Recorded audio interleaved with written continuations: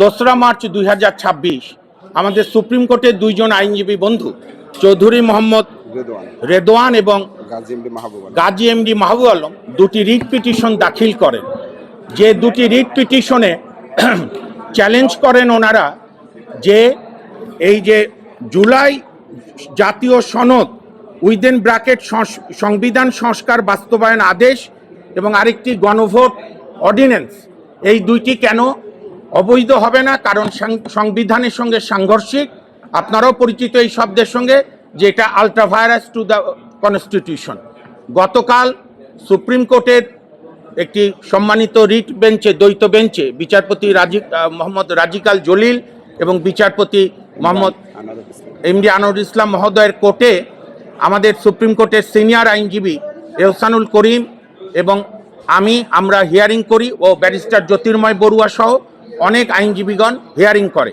Court অত্যন্ত ধৈর্য সহকারে শোনেন এবং রাষ্ট্রের সর্বোচ্চ আইন কর্মকর্তা সম্মানিত attorney general, additional attorney general, তাদেরকেও হিয়ারিং শোনেন এবং আরও কয়েকজন আমাদের সুপ্রিম কোর্টের আইনজীবী বন্ধু যারা এই মামলায় এই প্রেয়ারের সঙ্গে একমত নন। যদিও প্রথা নাই রুল ইস্যুর আগে কাউকে শোনা, কিন্তু তবু কোর্ট শুনেছে অ্যাজ এ লিবারাল ভিউ। এবং আজকে আদেশের জন্য ছিল, আজকে আদেশ হয়েছে, মহামান্য হাইকোর্ট আদেশ দিয়েছে যে রাষ্ট্রপতি কর্তৃক প্রণীত 13/11/2025 জুলাই জাতীয় সনদ সংবিধান সংস্কার বাস্তবায়ন আদেশ কেন অবৈধ হবে না, সেই মর্মে 4 সপ্তাহের মধ্যে রুল দিতে বলেছে।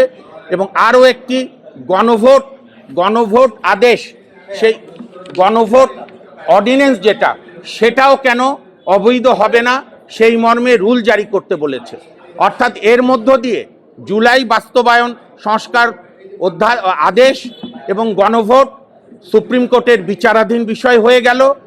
আমরা আশা করি ঈদের পরে কোর্ট খুললে এইটা চূড়ান্ত শুনানি হবে।